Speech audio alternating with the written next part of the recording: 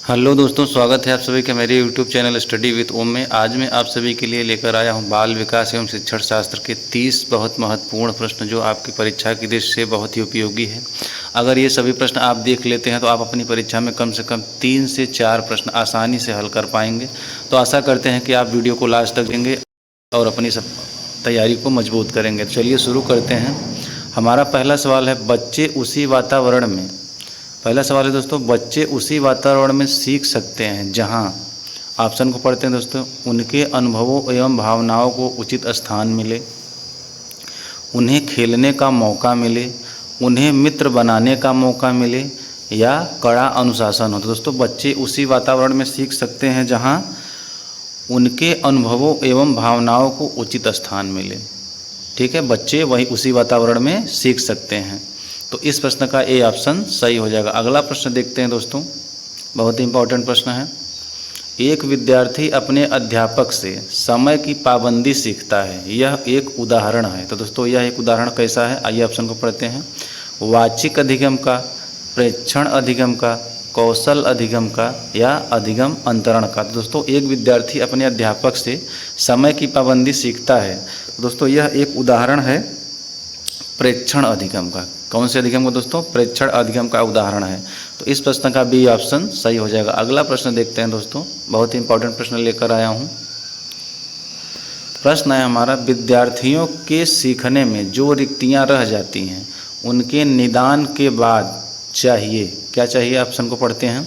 सघन अभ्यास कार्य होना, समुचित उपचारात्मक कार्य होना, सभी पाठों को व्यवस्थित रूप से दोहराना, शिक्षार्थियों और अभिभावकों को उपलब्धि के बारे में बताना। ठीक है, बारे में बताना। तो दोस्तों, इस प्रश्न का सही उत्तर हो जाएगा बी ऑप्शन, समुचित उपचारात्मक कार्य होना। यानी कि पूरा प्रश्न पढ़ते हैं। विद्यार्थियों के सीखने में जो रिक्तियां रह जाती हैं उनके निदान के बाद समुचित उपचारात्मक कार्य होना चाहिए। क्या होना चाहिए दोस्तों? समुचित उपचारात्मक कार्य होना चाहिए। तो इस प्रश्न का बी ऑप्शन सही हो जाएगा। अगला प्रश्न देखते हैं दोस्तों, बहुत इंपॉर्टेंट प्रश्न है। प्रश्न है हमारा, एक शिक्षक बच्चे द्वारा की गई छोटी छोटी गलतियों पर क्रोध प्रकट करता है, यह इंगित करता है। ऑप्शन पढ़ते हैं दोस्तों, वह बच्चे का शुभचिंतक है, उसमें ज्ञान की कमी है।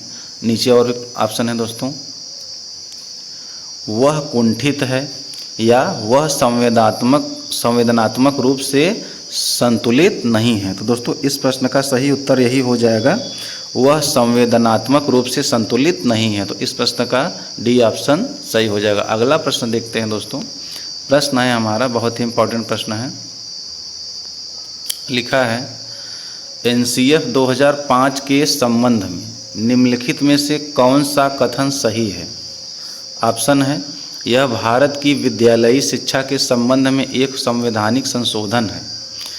बी ऑप्शन है, यह एनसीईआरटी द्वारा तैयार किया गया दस्तावेज है जो भारत की विद्यालयी शिक्षा के संबंध में संस्तुतियाँ प्रस्तुत करता है। सी ऑप्शन है हमारा, यह भारत में गुणात्मक शिक्षा के संबंध में यूनेस्को और भारत द्वारा हस्तांतरित दस्तावेज है। तो दोस्तों, इस प्रश्न का सही उत्तर हो जाएगा बी ऑप्शन। बी ऑप्शन सही हो जाएगा, यह एनसीईआरटी द्वारा तैयार किया गया दस्तावेज है जो भारत की विद्यालयी शिक्षा के संबंध में संस्तुतियाँ प्रस्तुत करता है। ठीक है, अगला प्रश्न देखते हैं दोस्तों, बहुत ही इंपॉर्टेंट प्रश्न है। प्रश्न नंबर 6 है हमारा। दोस्तों, वीडियो को लास्ट तक जरूर देखिएगा और चैनल पर नए हैं तो वीडियो को लाइक और चैनल को सब्सक्राइब जरूर करिएगा। प्रश्न है हमारा, प्रायः शिक्षार्थियों की त्रुटियां की ओर संकेत करती हैं। आइए पढ़ते हैं ऑप्शन। वे कैसे सीखते हैं? शिक्षार्थियों का सामाजिक आर्थिक स्तर, यांत्रिक अभ्यास की आवश्यकता या सीखने की अनुपस्थिति। तो दोस्तों, इस प्रश्न का सही उत्तर हो जाएगा वे कैसे सीखते हैं। तो प्रश्न को पूरा पढ़ते हैं। प्रायः शिक्षार्थियों की त्रुटियां वे कैसे सीखते हैं की ओर संकेत करती हैं। ठीक है, तो इस प्रश्न का ए ऑप्शन सही हो जाएगा। अगला प्रश्न देखते हैं दोस्तों। प्रश्न है हमारा प्रश्न नंबर 7। लिखा है, एक बच्चा जो से ग्रस्त है, वह सा को वाज, न्यूक्लियर को अनक्लियर में अंतर नहीं समझ सकता। तो आइए ऑप्शन को देखते हैं।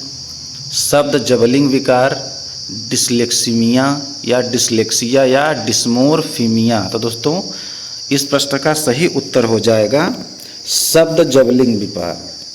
शब्द जबलिंग विकार यानी कि एक बच्चा जो शब्द जबलिंग विकार से ग्रस्त है वह सा को वाज, अनक्लियर को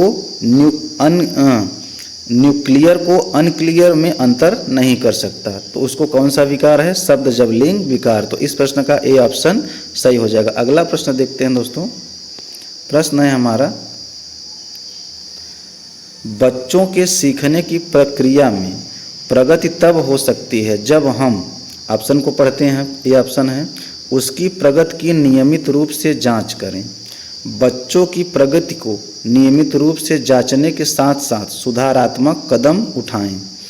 बच्चों को नियमित रूप से गृह कार्य दें या बच्चों के लिए नियमित रूप से गतिविधियां आयोजित कराएं। तो दोस्तों इस प्रश्न का सही उत्तर हो जाएगा बी ऑप्शन। कौन सा सही हो जाएगा दोस्तों? बी ऑप्शन सही हो जाएगा।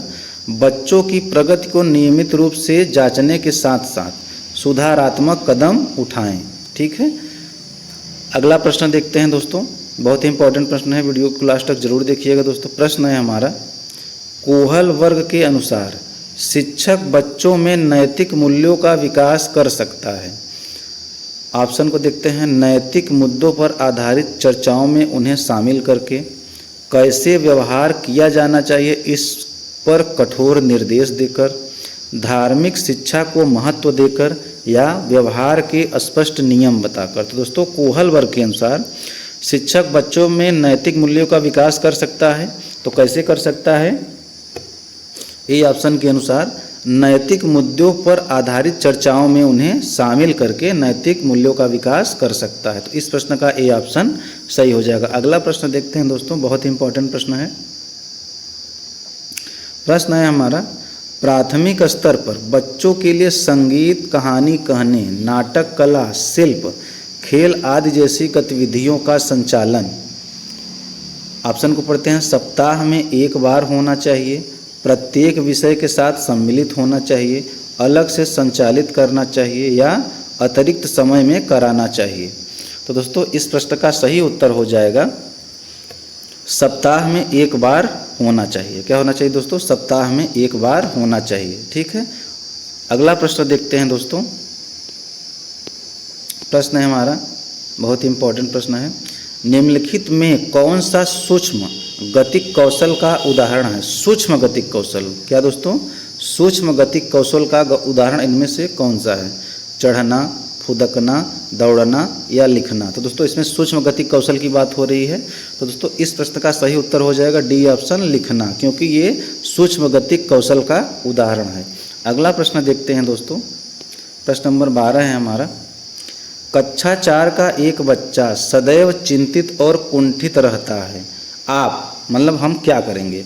उसके अभिभावक से शिकायत करेंगे, मनोचिकित्सक के पास ले जाएंगे, स्वयं परामर्शदाता की भूमिका का निर्वाह करेंगे, उसे उसके भाग्य पर छोड़ देंगे। तो दोस्तों यदि कक्षा 4 का एक बच्चा सदैव चिंतित और कुंठित रहता है तो हम क्या करेंगे?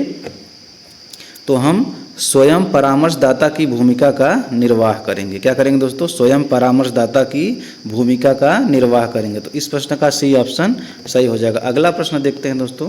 प्रश्न नंबर 13 है हमारा, एक बालक की मानसिक आयु 12 वर्ष और शारीरिक आयु 10 वर्ष है, तो उसका बुद्धि लब्धांक होगा। दोस्तों उसका बुद्धि लब्धांक क्या होगा? तो दोस्तों इसका सूत्र है बुद्धि लब्धांक बराबर मानसिक आयु बटे वास्तविक आयु, यानी कि शारीरिक आयु गुणे 100। तो दोस्तों जो मानसिक आयु 12 वर्ष है, 12 बटे 10 गुणे 100 कर देंगे तो 12 और 10 को 100 से काट देंगे तो 120 उत्तर आ जाएगा। तो इस प्रश्न का ए ऑप्शन सही हो जाएगा 120। ठीक है, अगला प्रश्न देखते हैं दोस्तों। प्रश्न है हमारा प्रश्न नंबर 14, समेकित शिक्षा इंगित करती है। तो दोस्तों समेकित शिक्षा किसको इंगित करती है? ऑप्शन को पढ़ते हैं दोस्तों। ऑप्शन है सभी बच्चों के लिए एक समान शिक्षण विधि, सामान्य बच्चों एवं विभिन्न रूप से योग्य बच्चों के लिए एक ही स्कूल, और सी ऑप्शन है सामान्य बच्चों एवं विभिन्न रूप से योग्य बच्चों के लिए पृथक स्कूल। और इसका डी ऑप्शन भी है नीचे दोस्तों, डी ऑप्शन है सामान्य बच्चों एवं भिन्न रूप से योग्य बच्चों के लिए एक समान सुविधा। तो दोस्तों इस प्रश्न का सही उत्तर हो जाएगा, मतलब समेकित शिक्षा इंगित करती है, कहाँ कैसे इंगित करती है दोस्तों समेकित शिक्षा,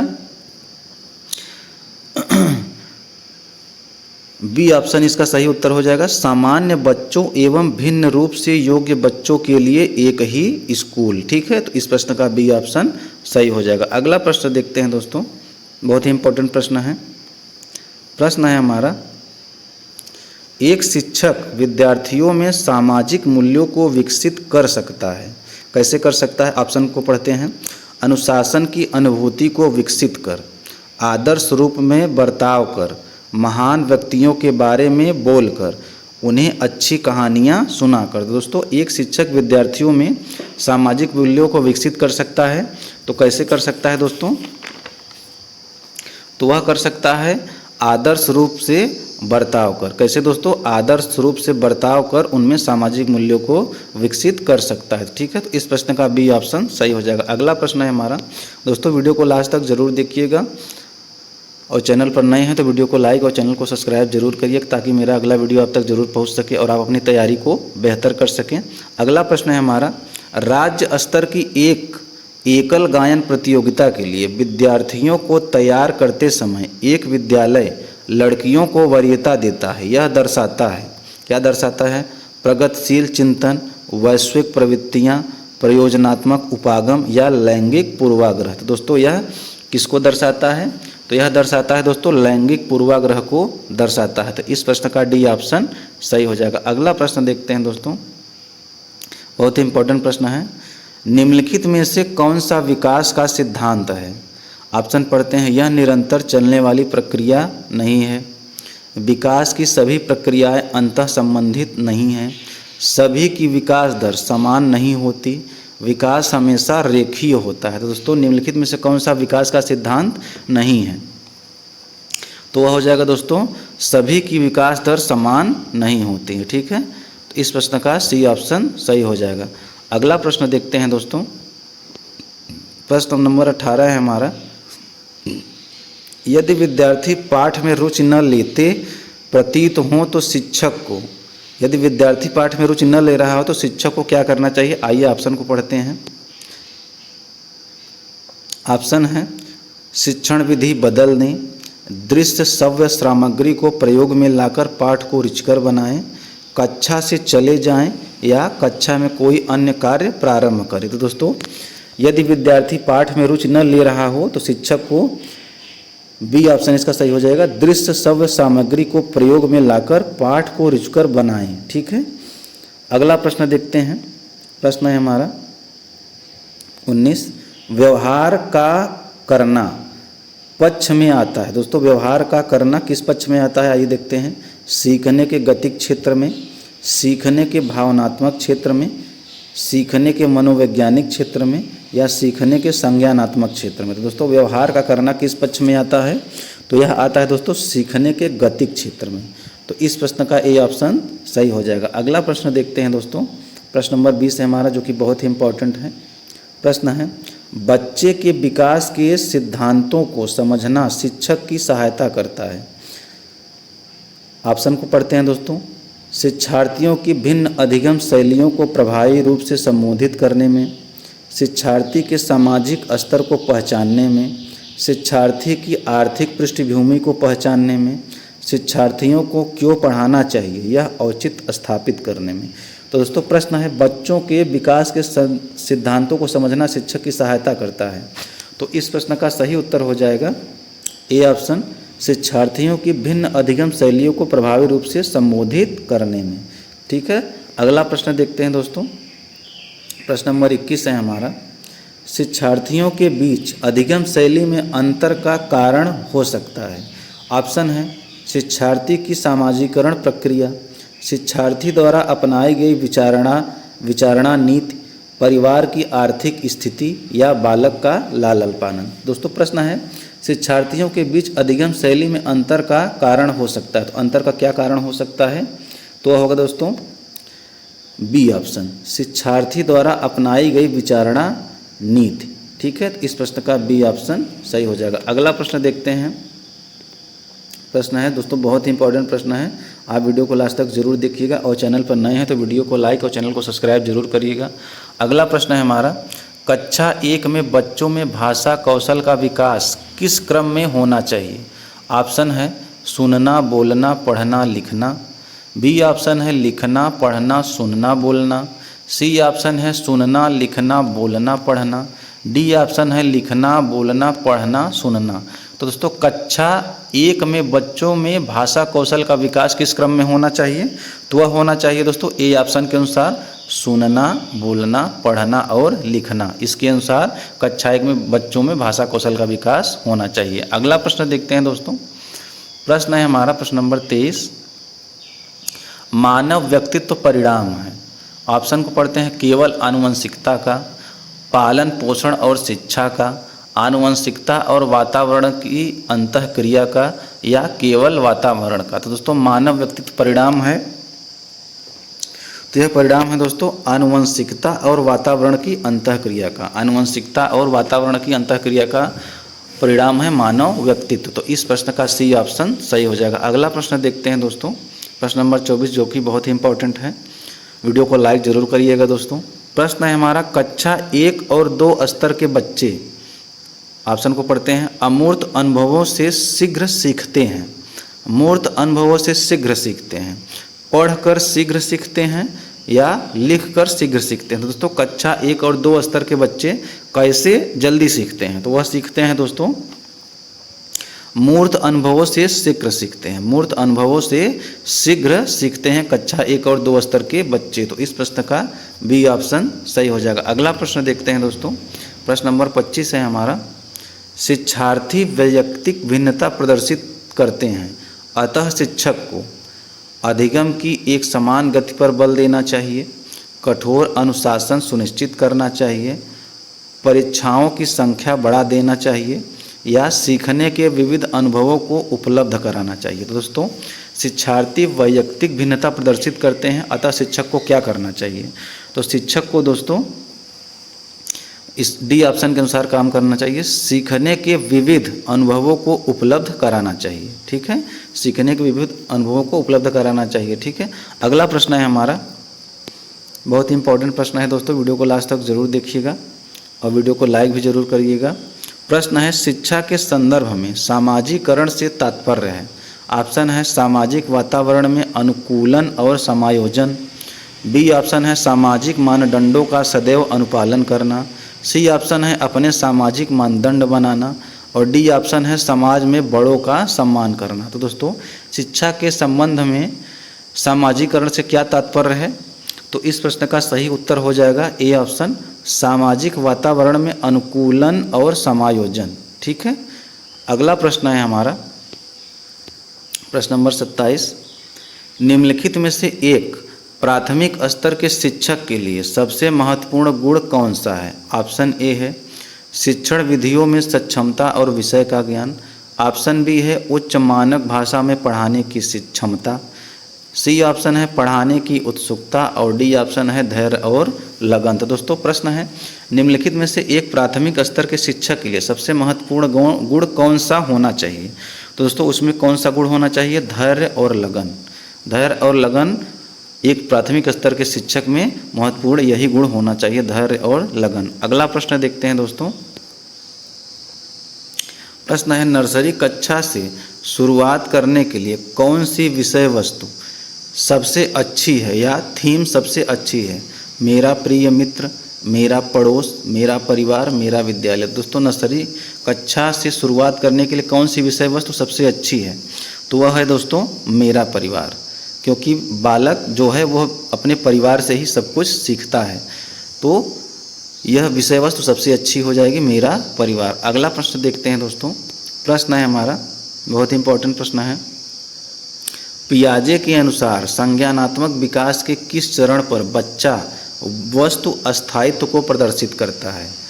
तो ऑप्शन है संवेदी प्रेरक चरण, और 3 ऑप्शन है नीचे हैं दोस्तों, पूर्व संक्रियात्मक चरण, या मूर्त संक्रियात्मक चरण, या औपचारिक संक्रियात्मक चरण। तो दोस्तों इस प्रश्न का सही उत्तर हो जाएगा पहला ही ऑप्शन सही हो जाएगा।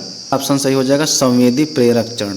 संवेदी प्रेरक चरण में बच्चा वस्तु अस्थायित्व को प्रदर्शित करता है। तो इस प्रश्न का ए ऑप्शन सही हो जाएगा। अगला प्रश्न देखते हैं और हमारा लास्ट प्रश्न है दोस्तों, प्रश्न नंबर 30 है हमारा। सीखने की प्रक्रिया में शिक्षक की भूमिका होनी चाहिए। कैसी होनी चाहिए? सुगमकर्ता की, अनुदेशनात्मककर्ता की, प्रशिक्षक की, या नियंत्रणकर्ता की। तो दोस्तों सीखने की प्रक्रिया में शिक्षक की भूमिका कैसी होनी चाहिए? तो वह होनी चाहिए दोस्तों अनुदेशनात्मककर्ता की। कैसी होनी चाहिए दोस्तों? अनुदेशनात्मककर्ता की होनी चाहिए शिक्षक की भूमिका। तो इस प्रश्न का बी ऑप्शन सही हो जाएगा। तो दोस्तों इसी के साथ मैं अपने 30 प्रश्न को समाप्त कर रखा हूँ।